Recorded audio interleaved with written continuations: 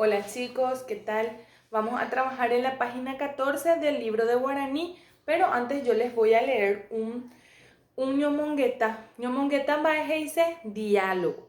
Voy a leerles un diálogo.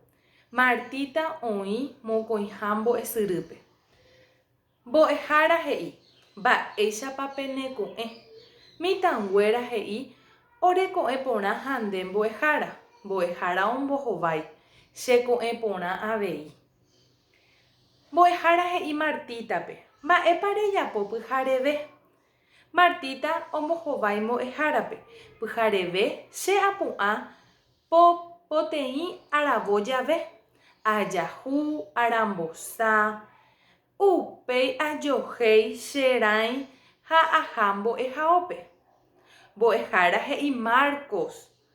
Mba'épa rejapo ka'aru. Marcos he'i mbo'ehárape che akaru ajapo che rembiapo mbo'ehaópegua upéi añembosarái che angirũ ndive. Mbo'ehára oporandu Rosítape. Mba'épa rejapo pyhare. Ha Rosita he'i chupe. Pyhare asẽna che rogagua ndive ahecha tele sapy'ami upéi ajohéi che rãi ha ake. Mbo'ehára he'ijey Martítape. Martita, mbovy arýpa reguereko. Moguápa nde ha moitépa reiko he'i chupe.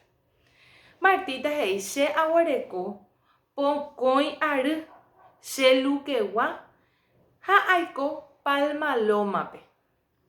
Mbo'ehára he'i Marcospe. Marcos, mbovy arýpa reguereko. Moguápa nde ha moitépa reiko. Marcos he'i chupe che aguereko pokõi ary avei, che lukegua avei ha aiko Palmalómape avei. Mbo'ehára péicharõ oporandu Rosítape. Mbovy arýpa rereko. Moguápa nde ha moitépa reiko.